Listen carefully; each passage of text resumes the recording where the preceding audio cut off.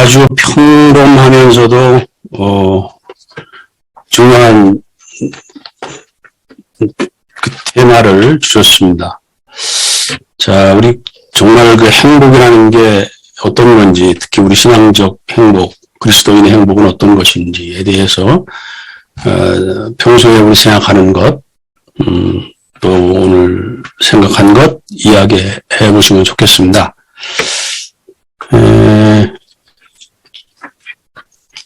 저는 개인적으로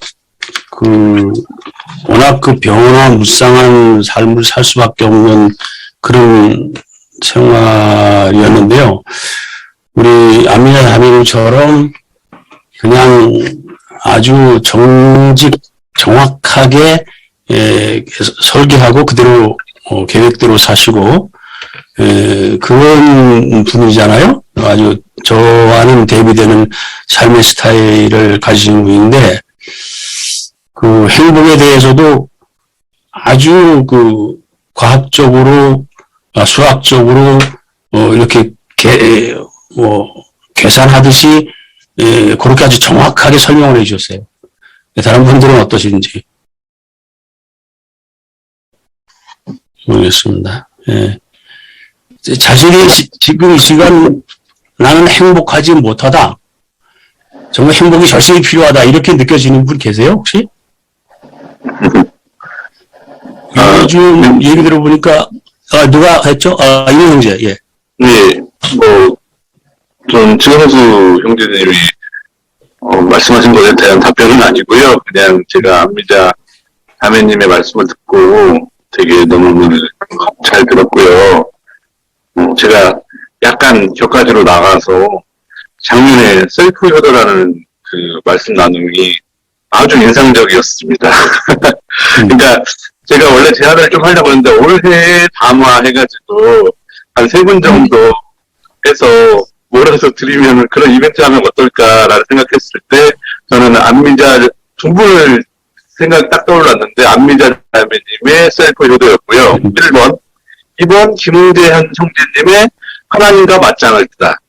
그 두 설교는 제목부터 심상치가 않았고 내용도 아주 뉴 패러다임의 설교였고 창조적이었다라는 그런 감동과 기쁨을 준 메시지였습니다. 이 세상에 아무리 큰 대형교회 몇만 성도를 데리고 있는 목사로서는 그런 설교를 할 수가 없는데 아둘람이니까 가능하다라는 그 아둘람의 자부심을 안겨준 메시지였다고 생각하고요.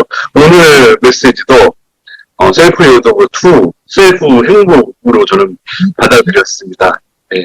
결국 행복의 근원이 무엇인가에 대한 그런 물음을 준 메시지라고 생각하고요.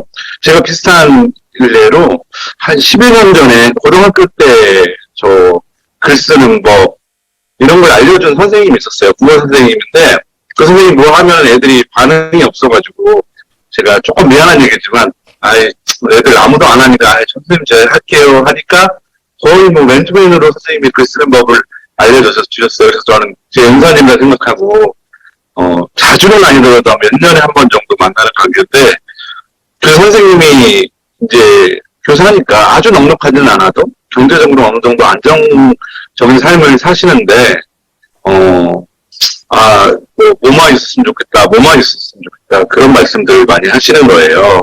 그래서 선생님 그거 있어야 돼요. 제가 선생님 눈앞에 있는데 저는 그런 거 없어도 지금 선생님을 있으니까 너무 행복한데요 하니까 선생님께서 막 웃으시더라고요. 그러면서 오늘 그 말씀을 들으니까 그 일화가 떠올랐습니다. 예, 손님이라서 이만하겠습니다.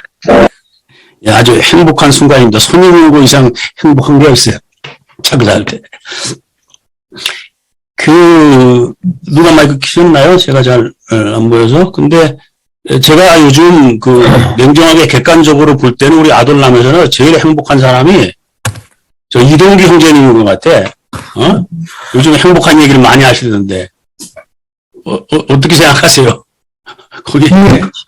오늘은 평소와 달리 꼭 발언을 해야 되겠다라고 생각을 해서 생각을 했는데, 이준변심 목사님께서 발언권을 주셔서 대단히 감사하고요.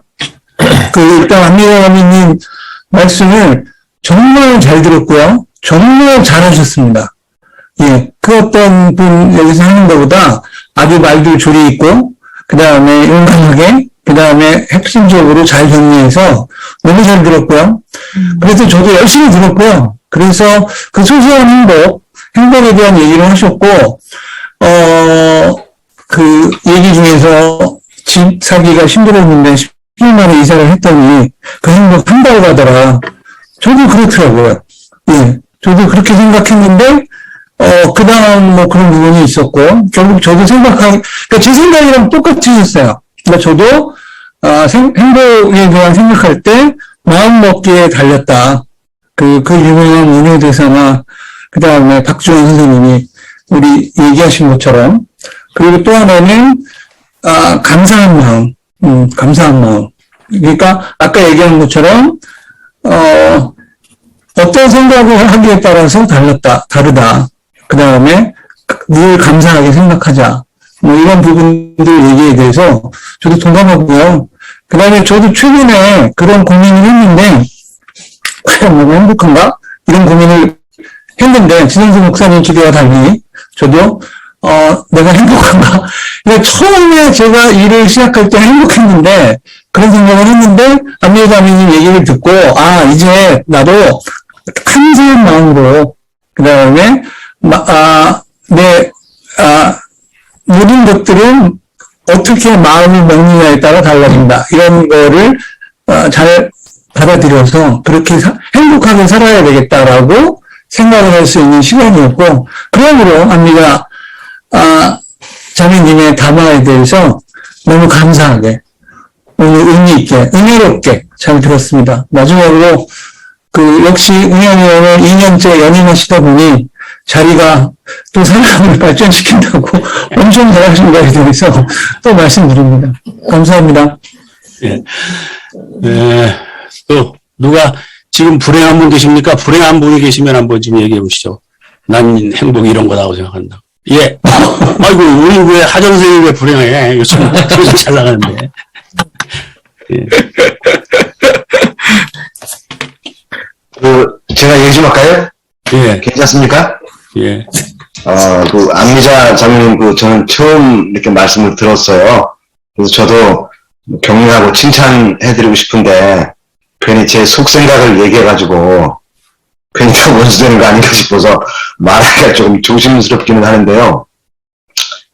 경청하면서 잘 들었어요. 근데 이제 선생님의 말씀의 요지는, 세속적인 어떤 내 욕망들을 채워도 이게 다 채워지지가 않더라. 그래서 진짜 참된 신앙생활 은혜라는 것은 감사에 있다. 그래서 자연인이라고 하는 프로그램을 보면서 거기에 이제 감정적 동화를 하고 또 그래서 가장 중요한 것이 이제 감사를 깨닫는 것 아니겠는가.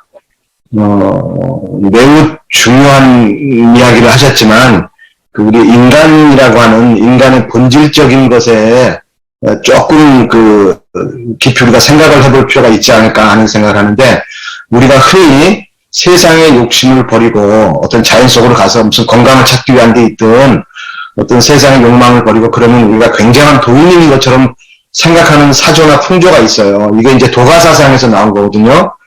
위진남북조 시대에도 중림칠연이라고 하는 대단한 현자들이 당시 시대에 어떤 정산하기가 업무를 보지 않고 세속에 들어가서 살았어요. 그래서 그들은 아주 자연 속에서 이렇게 살아는 사람들을 7명을 왕강개정 이런 사람들을 중림칠연이라고 하는데, 근데 이제 공자는 어떤 일이 있었냐면 공자의 미자 편에 보면 또 안미자 장님이랑 이름도 비슷한데 거기에 제자 중에 자로라고 하는 제자가 있어요. 근데 나루를 건너가기 전에 장저와 건릭이라고 하는, 그러니까 도가 사상에 심취되어 있는 사람들이에요.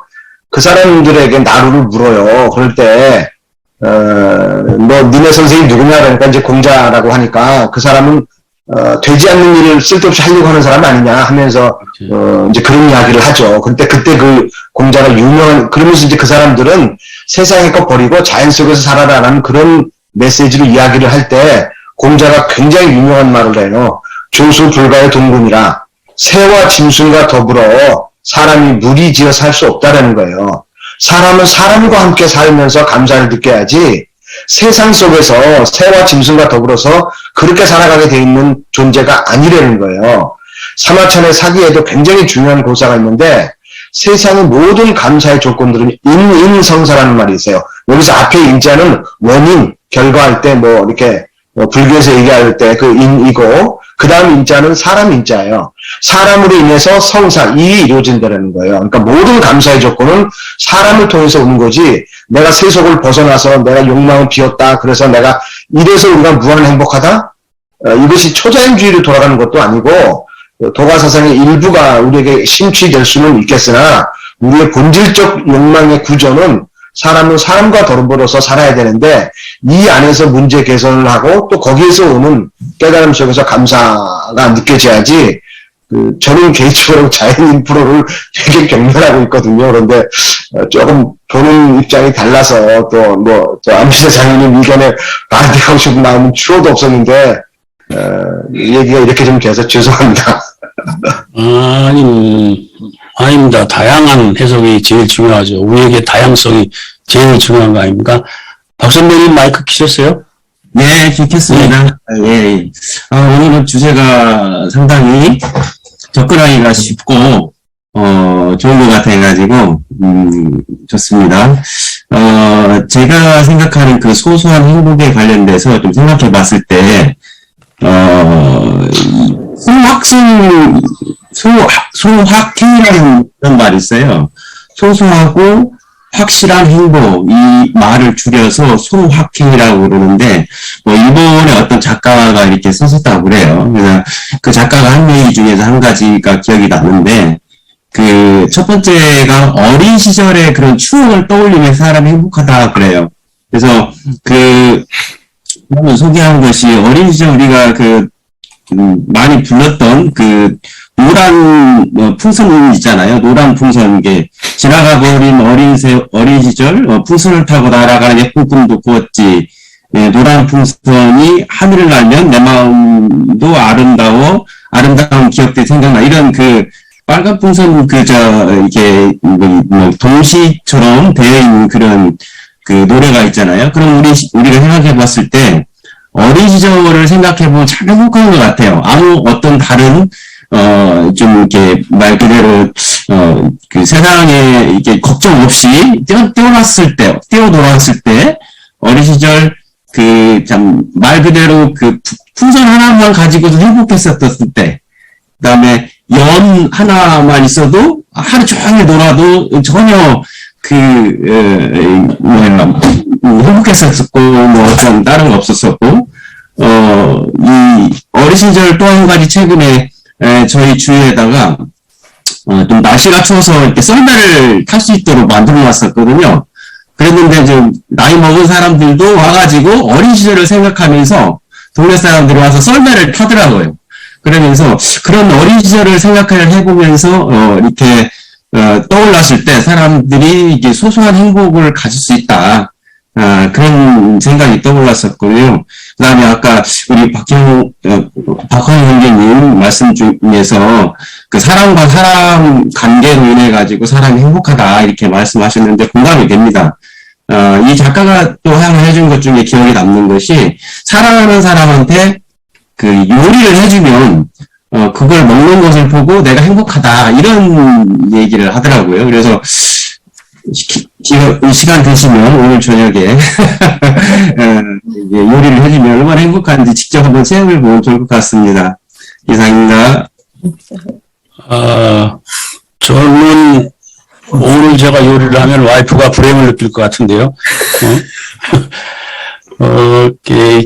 아까 박정희 형제님 마이크가 켜셨었는데, 마음 변했습니까? 아니면? 손을 들었는데요, 지금은. 그랬어요? 지금 손을 들었어요. 예. 이게 29명이기 때문에 지금 25명밖에 안 보이는 저 화면이라서. 오케이. 말씀하세요. 잠깐 말씀드릴게요, 그러면. 안미자 자매님 오늘 말씀 잘 들었고요.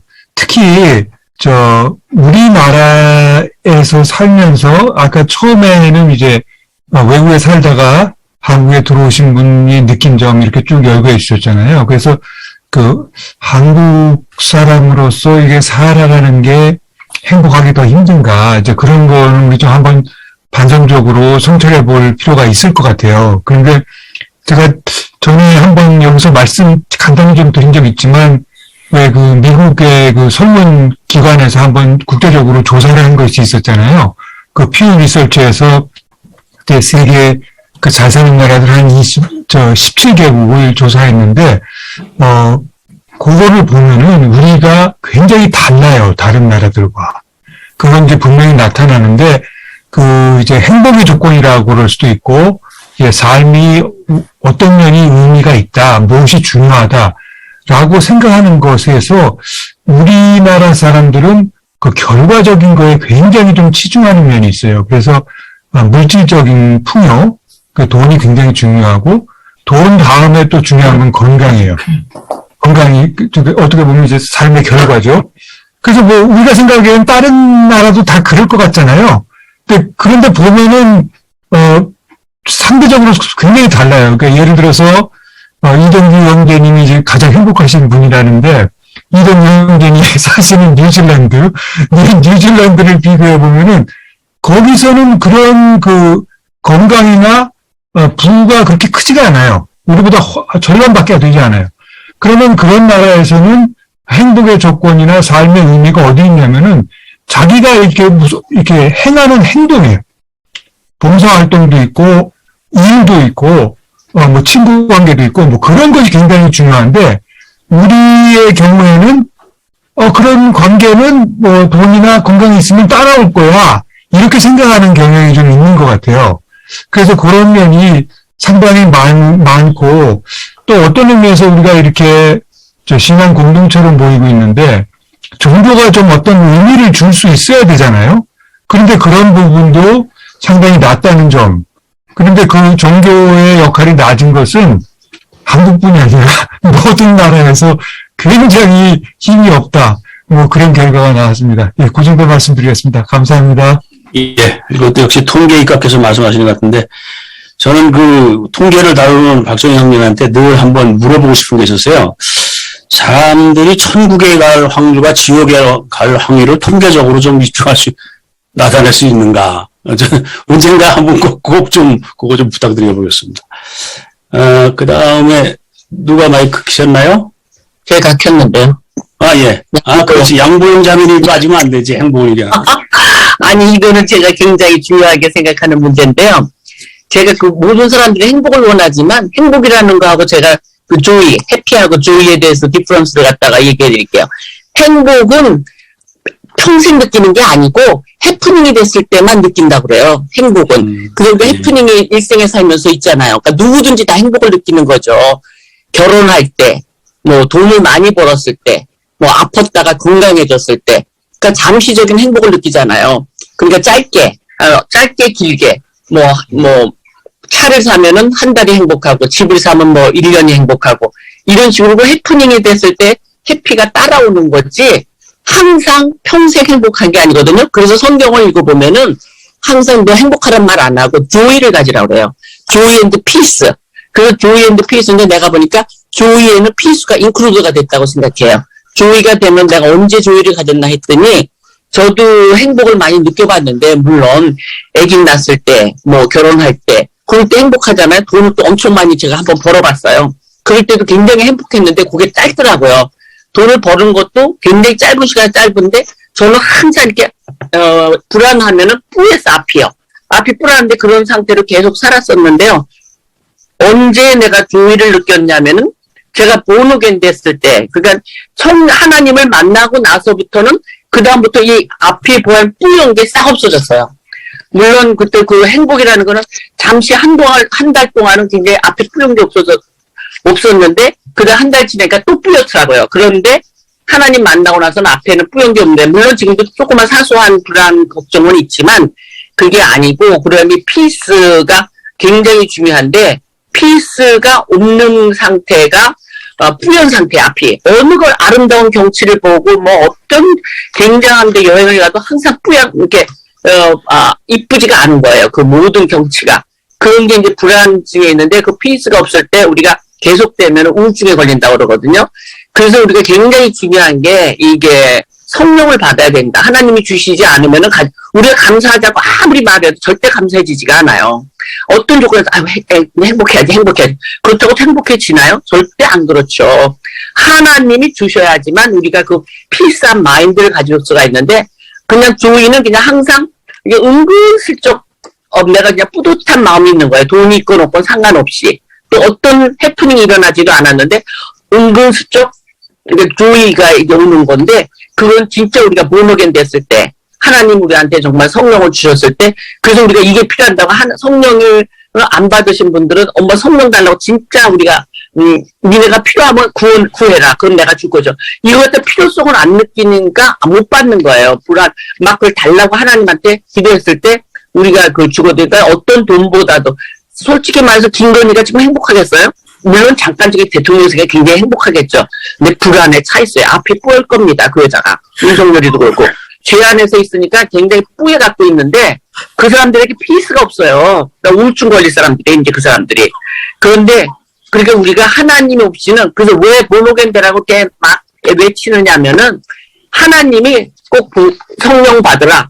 홀리 스피릿이 있을 때만 우리가 피스 앤 조이가 있다고 생각합니다. 저 조이가 행복하고 행복은 항상 있는 게 아니다. 조이를 항상 가져야지만 우리가 피스를 가졌다고 말씀드립니다. 감사합니다. 여기까지 말씀 마치겠습니다. 지금까지 양보영 자매님이 말씀하신 중에서 모처럼 이해와 공감이 아주 잘 되는 말씀이었습니다. 예. 그 다음에 누가 마이크 켰나요? 이게 바쁘네요. 이거 모니터 쳐다볼래? 뭐 하려니까. 네. 잘 안 보여. 예. 김웅재? 전무장님. 예. 이게 사실은, 양보영 자매님 말로 이어가면, 성경에 우리가 콩코던스 그래서 그 낱말로 성경에, 이 낱말이 성경에 어디 나오냐 찾기표를 해보면 행복이라는 거는 사실 거의 많이 없어요. 로마서에 한 2번 나오고 신명기에 한 2번 나오네요. 또 있는 거 아닌 것 같아요. 근데 이제 그 팔복을 어떤 분들이 이제 그 천주교 200주년 성서에서 팔복을 이렇게 번역을 했어요. 행복하여라 마음으로 가난한 그대들, 행복하여라 지금 애통하는 그대들, 이렇게 나오더라고요. 그래서 저는 아무튼 그 성경에서 우리 양보영 자매님 말씀대로 항상 기뻐하라, 이렇게 나왔지, 너희는, 그러니까 우리가 그리스 고대 철학에서 인간의 목적은 pursuit of happiness, 죄송합니다. 이게 행복 추구권. 그래서 행복하라라고 성경이 하지 않는다라는 충분한 반론이 되는 것 같습니다. 근데 저는, 그거는 이제 양보영 자매님과 연결되는 거고요. 저도 우리 아들람 온라인 공동체에서 거의 정교 어린이 회장의 외모를 가지고 계신 안미자 자매님의 그 셀프 효도 정말 여러분 꼭 찾아보셔서 한번 담화를 들어보시기 바랍니다. 근데 오늘 소소한 행복도 저에게는 이렇게 이제 위로부터 신학자, 목사 이런 사람이 얘기하는 거 보면 제가 굉장히 비판적인 귀가 날카로워져요. 그래서 저 사람이 정말 어디서 헛소리를 하고 있나 그런 생각을 굉장히 많이 레이더를 풀 가동하는데 안미자 자매님 말씀하시거나 이런 분들 보면 왜 내가 저런 얘기를 평생 듣지 못했을까? 그러니까 아래로부터 올라오는 그 놀라운 공감과 지혜가 있었다. 그래서 저도 임원 형제님과 동일하게 아주 엄청난 칭찬을 해드리면서 제가 또 그렇다고 성경에 굉장히 매달리는 사람은 아닌데 오늘 이 디모데 전서 6장 6절에서 10절은 이단에 대한 경고가 많이 나와 있는 본문이거든요. 그리고 우리가 이제 디모데 전후서는 바울이 썼다고 얘기하지만 신학자들은 바울이 썼다고 하기에는 교회가 너무 조직화되고 제도화되고 있다 이런 얘기를 하는데 아무튼 여기 보면은 경건을 이득의 수단이라고 생각하는 사람들 간에 끝없는 쟁론이 생긴다라고 얘기하는데 이게 경건을 이득의 수단이라고 생각하는 사람들은 도대체 누구였나 이런 생각이 제가 들고요. 그 다음에 이제 10절에 보면 돈에 대한 욕심은 모든 악의 뿌리이기 때문입니다 라고 얘기하면서 어떤 이들은 그것을 쫓다가 믿음에서 빗나가 많은 고통을 자초했습니다. 그래서 오늘 한국교회 우리 지성수 형제님 정말 죽은 자들이 좀 제발 죽은 것들을 좀 take care 뭐 하게 해라 이렇게 말씀하셨는데 돈 때문에 믿음에서 빗나간 사람들 도대체 누굴까 그런 생각이 저는 오늘 안미자 자매님께서 하신 말씀을 이렇게 성경 기절에 빗대어 보니까 그렇습니다. 그리고 안빈낙도나 아니면 공술의 공수거 그래서 우리가 박광희 형제님 말씀을 해주셨지만 저는 사실 여기 6절이 천주교 200주년 기념 번역 성서는 이렇게 번역했어요. 사실 자족할 줄 아는 경건은 큰 이득입니다. 그렇게 했습니다. 그런데 아까 그 위에는 경건을 이득의 수단이라고 생각하는 사람들 간에는 끝없는争論이 생깁니다. 이렇게 얘기했는데 경건을 이득의 수단이라고 생각하는 사람들과 그 다음에 자족할 줄 아는 경건은 큰 이득입니다. 이렇게 얘기하고 있습니다. 그래서 저는 우리 모두가 저희도 신앙이 있다고 생각하는 사람들인데 돈 때문에 믿음에서 빗나간 사람들은 오늘 누구일까? 나는 거기에서 예외가 될 수 있을까? 한국 사회에서 돈 때문에 신의를 버리고 가족을 버리고 친구를 배반하고 돈 때문에 사람들을 악하게 대하고 빼앗고 상해하고 다치게 만들고 돈 때문에 심지어 만일에 종교인이라고 한다면 돈 때문에 자신이 그렇게 큰 가치를 두고 있는 믿음에서 빗나간 자들은 누구일까? 나는 거기서 예외라고 자신할 수 있을까? 그런 깊은 반성이 됐습니다. 감사합니다. 고맙습니다. 언제나 아카데믹 레퍼런스를 아주 탄탄하게 해주시는 우리 정영민 형제님 말씀이었습니다. 그 다음에 우리 이상열 교수님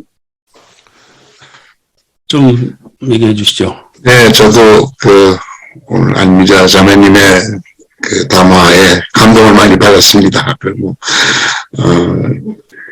그러면서 상당히 우리 아픈 데를 건드려 주셨는데, 우리 사회에, 정말 옛날 배고프고 죽고 정말 아무것도 없을 때에는 별로 자살자들이 없었는데, 이렇게 풍족하게 사는, 뭐 대부분 사람들이 그저 먹고 사는데 큰 지장이 없는 그런 사회인데 이렇게 자살자들이 많다는 거 작년인가 통계를 보니까 20대 여성의 자살자가 4천 몇백 명이라고 하니까 도대체 아직도 정말 피어나지도 못하고 얼마든지 뭐든지 할 수 있고 행복하게 살 수 있는 그 젊은 아가씨들이 어떻게 해서 이렇게 쉽게 목숨을 끊을 건가 생각해보면 오늘 안미자 자매님의 말씀이 너무나 우리에게 처절하게 느껴지고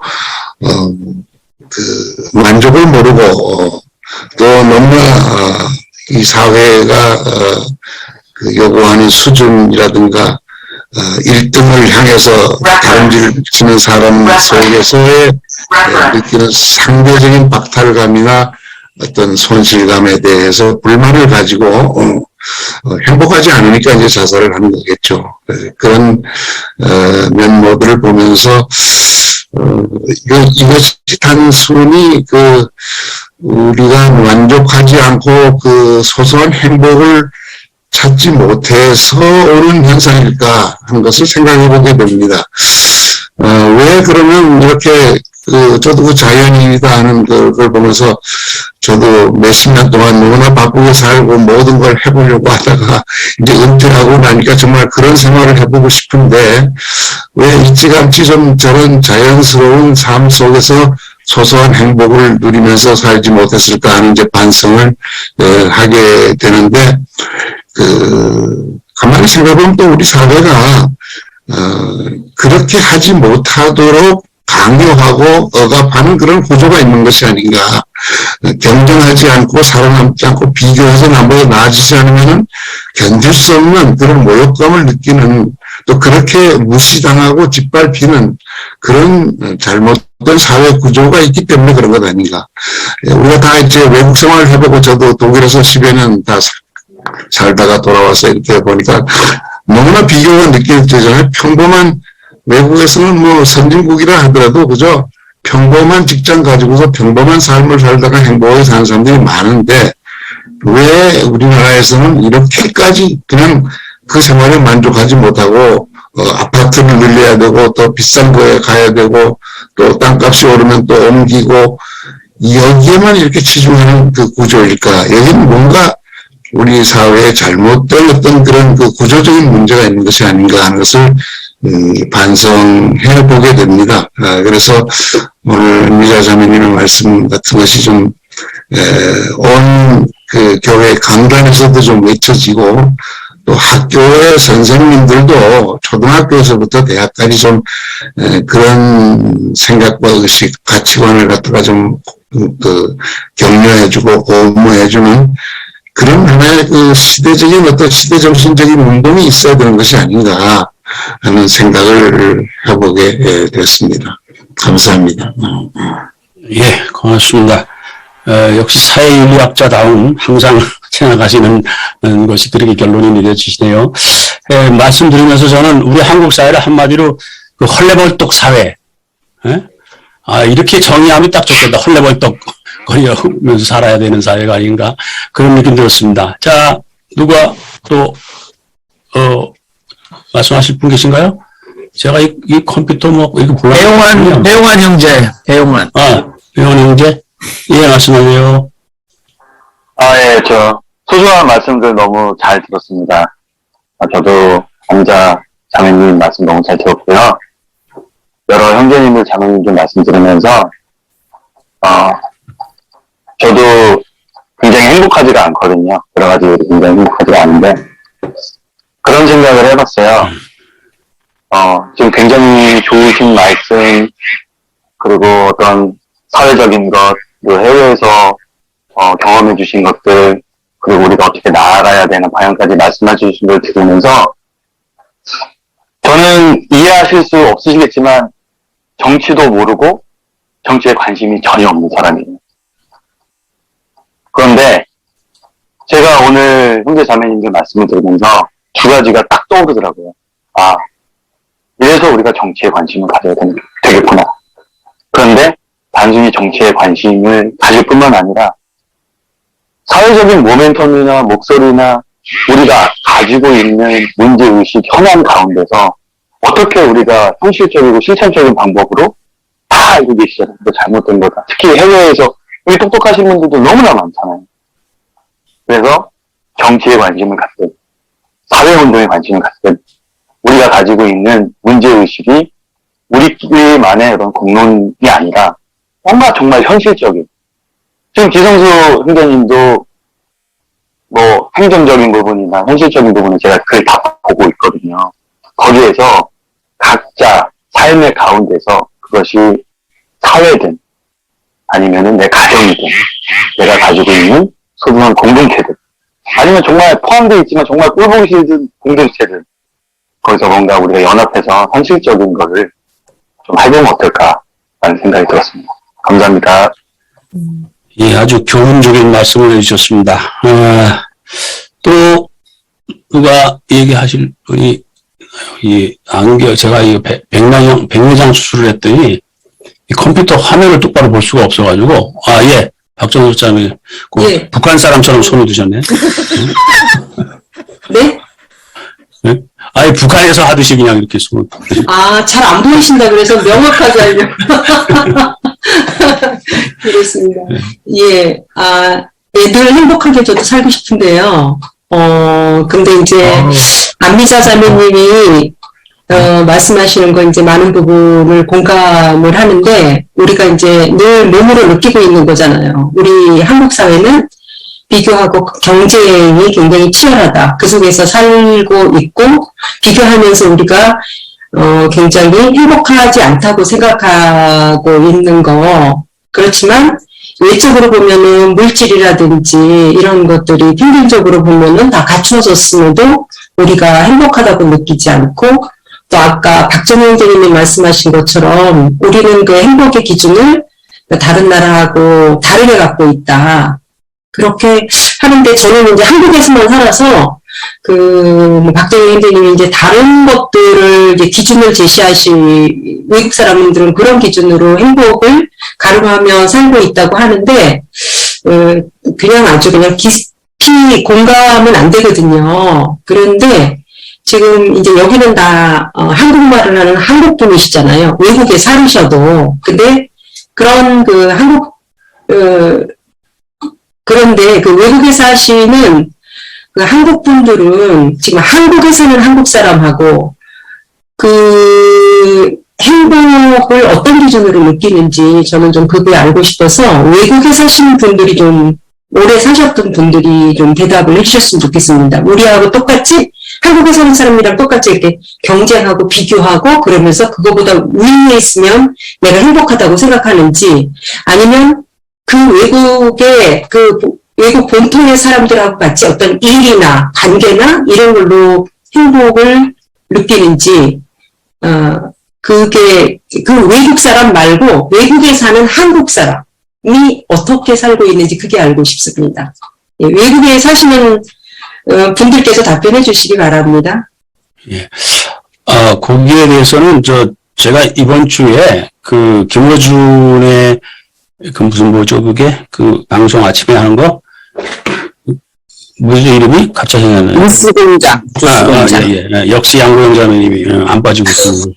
그 뉴스공장 끝에 그 썬킴이 나와서 잠깐 얘기하는데 이런 얘기를 하는데 아주 공감 있게 들었어요. 그 외국 얘기 바로 그 얘기하는데 우선 박정섭 자매님의 질문을 외국에서는 한국 사람은 똑같다. 그거는 뭐 한국에 사는 사람과 똑같다는 거고요.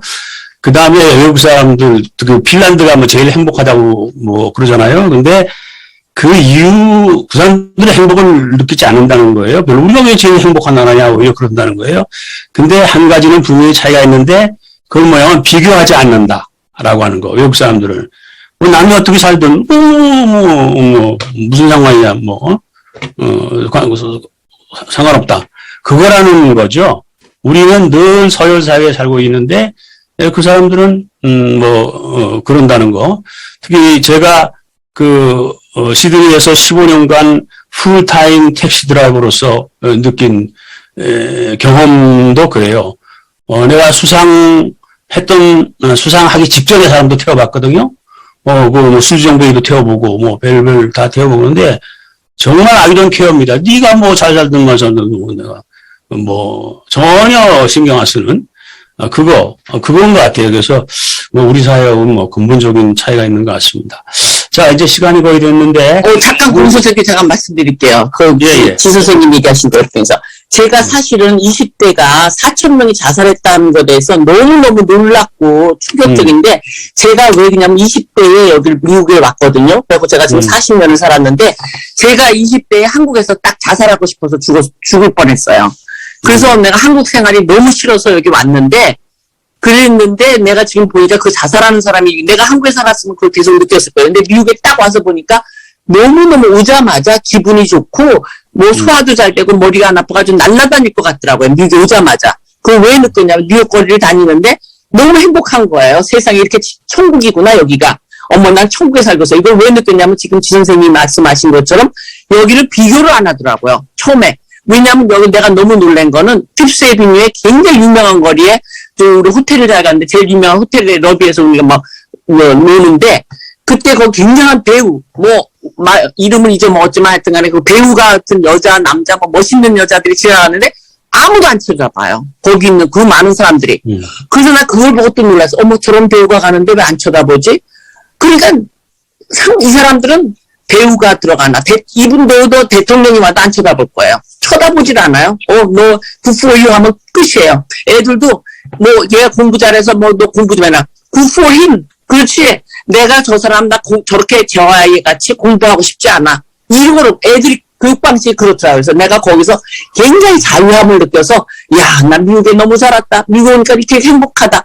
제가 그래서 그냥 미국에 와서 처음에 아주 1년 동안 얼마나 기쁘게 다니는지 에브리데이 걸어 다니면서 그렇게 신바람이 날 수가 없어요. 그때 돈을 갖다 벌든 안 벌든 아무것도 안 벌어도 그냥 핫떡 하나만 먹어도 그렇게 신바람이 나서 다녔는데 제가 미국에서 좀 한국에서 그 4,000명이 자살해서 준 게 왜 그렇게 발달하는데 왜 이렇게 사고방식은 안 변했을까?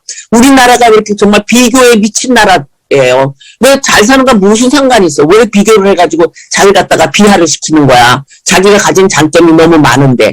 그래서 정말 그거 정말 속상합니다. 빨리 우리나라에서 없어져야 될 건데 김건희 같은 것들이 있기 때문에 그런 게 없어져 있는 거예요. 오늘 의원님 선거관리위원회 제가 고발하겠습니다. 김건희가 없어 2번 나왔어요. 예, 한마디로 체질이다. 너무, 미국 말씀이 너무 극단적이신 것 같아요. 네? 말씀이 다 좋으신데요. 공개적으로 견제하거나 이런 건 하지 마십시다. 김건희를 개인적으로 비하할 수 있는데 공개적인 자리에서 그러지는 말자고요. 그래도 미국 시민권이시니까 아마 고소당하기 쉽지 않으실 겁니다. 어렵습니다, 하여튼.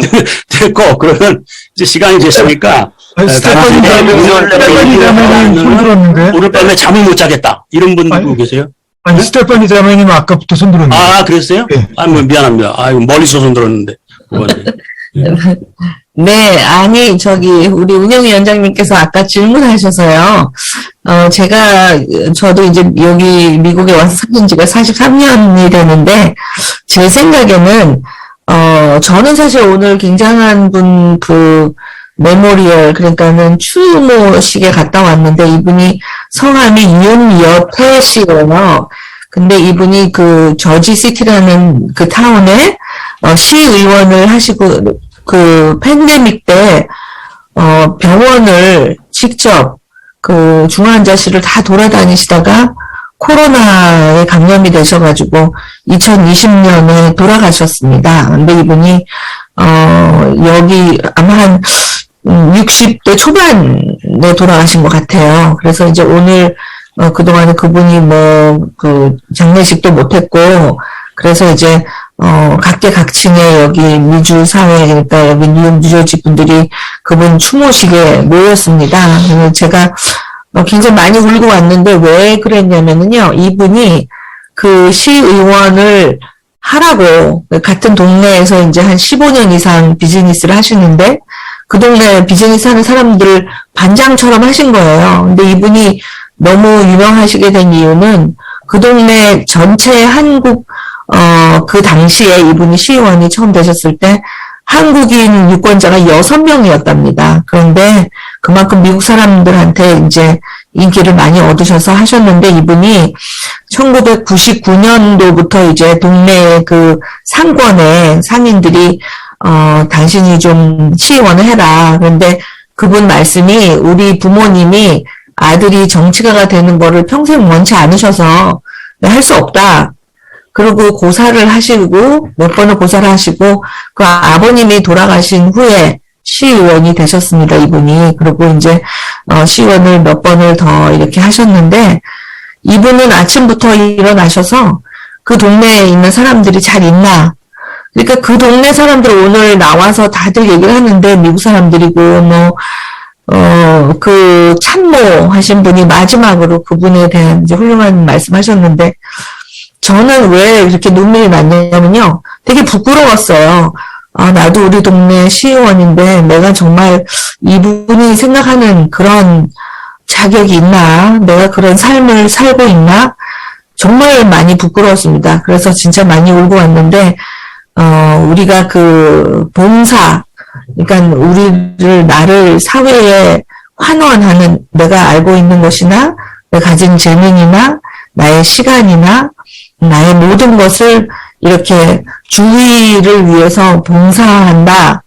그런데 진짜 성실한 태도로 하고 있나, 이런, 굉장한 반성을 하게 되었습니다. 근데 제가 생각할 때는, 삶이라는 게, 우리가, 이 외국에 사는 사람들은 이제 남에 대한 의식이 많이 없죠. 남을 그렇게 그러니까 저도 이런 옷이나 외모나, 여기는 한국식으로 그렇게 유행이라는 게 없습니다. 이거 그냥 30년째 그냥 제가 이 세트가 좋아서 입고 다니면 30년 된 거 입고 다녀도 아무도 그거 30년 된 거 아니야? 이런 생각하는 사람이 없고, 특별히 특별히 맨하탄에 나가보면 옛날에 잘 살았던 사람들은 한 1950년대 지금 할머니들이, 미국 할머니들이 1950년, 60년대에 막 유행했던 샤넬 그런 스타일 그냥 다 입고 다녀요. 왜냐하면 자기가 그때 젊었을 때 잘 나갈 때 하나 마련한 거니까 그냥 그거를 아껴서 열심히 입고 다니고 그걸 보는 사람이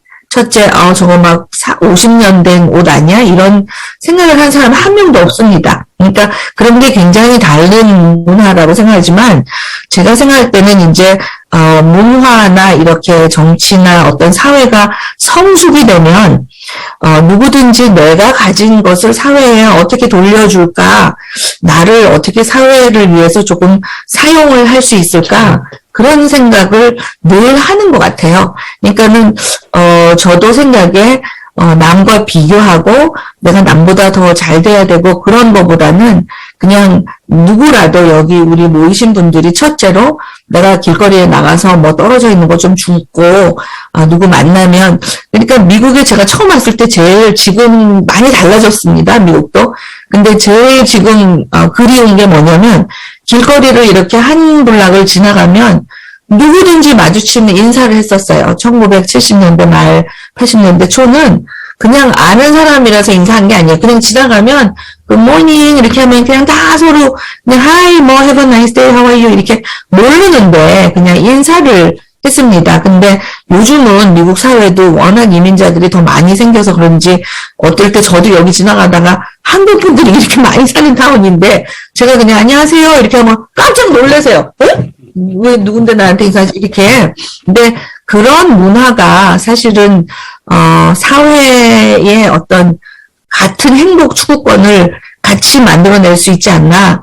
그래서 제가 맨날 그러죠. 우리가 다 바뀌려면 인사를 잘해야 됩니다. 알아서 인사하는 게 아니라 몰라도 아유 좋은 아침입니다 이렇게 지나간 사람한테 얘기하고 뭐 오늘 좋은 하루 되세요. 뭐 안녕하세요. 뭐 이렇게 인사를 하는 게 굉장히 우리 어떤 사회적인 우리의 좀 책임이나 그런 게 아닐까 싶고 그런 태도가 보여지면 우리가 우리 스스로 내가 이 사회를 위해서 뭔가를 좀 할 수 있나 이런 사회적인 책임, 그러니까는 우리의 social responsibility라는 거에 대한 이런 자각들이 생겨지는 게 조금 더 선진적인 문화생활이 아닌가 그렇게 생각합니다. 네, 말이 길어서 죄송합니다. 네, 고맙습니다. 네, 또 마지막으로 이번 막차 타야 되겠다 이런 분 없습니까? 네. 네, 저 한마디 해드릴까요? 예, 이상용 형제. 네. 말씀하세요. 예, 저는 뭐 예전에도 한번 말씀드린 것 같지만 어떤 물질적이나 외적인 것보다 좀 마음적인 거, 인간관계가 우선 뭐 제일 행복, 그게 가족부터 제일 가까운 가족, 친척, 직장 뭐 이런 내가 사회 생활하는 이런 활동부에서 만나는 사람들 간에 인간관계가 아주 좋은 인간관계들이 이 행복의 어떤 큰 기둥이 되지 않나, 베이스가 되지 않나, 그렇게 저는 한 번씩 좀 생각해 봤고, 그리고 또 뭐 학술, 연구 이런 자료도 보면, 그게 인간관계가 참 중요하다는 거, 그게 이제 행복 추구 이런 부분들이 평생 이제, 그리고 사회 나쁜 사람일수록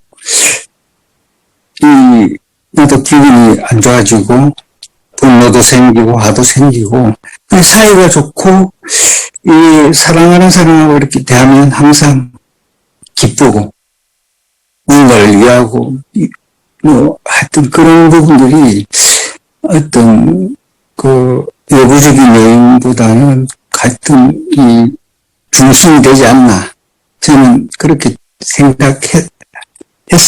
네, 고맙습니다. 네, 고맙습니다. 또, 버스 떠나기 전에 마지막으로 타실 분 없어요?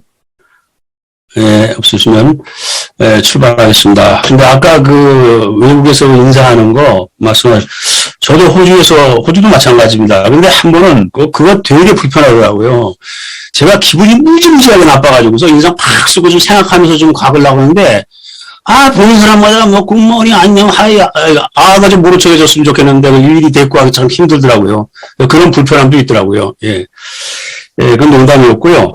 예, 저는 제 의견은 견해가 이랬습니다. 저는 한 번도 내 인생이 행복해야 되겠다 그런 생각을 해본 적이 없었습니다. 왜냐하면은 어렸을 때부터 너무 긴장된 삶을 살아왔고 항상 당면한 문제를 해결하기에 너무 급급해가지고 행복이니 불행이니 그런 거를 생각해볼 여지가 없이 살아왔어요. 그래서 어느 때 한 번은 그러면 난 행복하지 않은가라는 생각을 해봤습니다. 그랬더니 불행하지 않더라고요. 지금 이 순간이. 그래서 불행하지 않으면 행복한 거 아닌가? 그렇지. 저는 그런 결론을 내렸었습니다.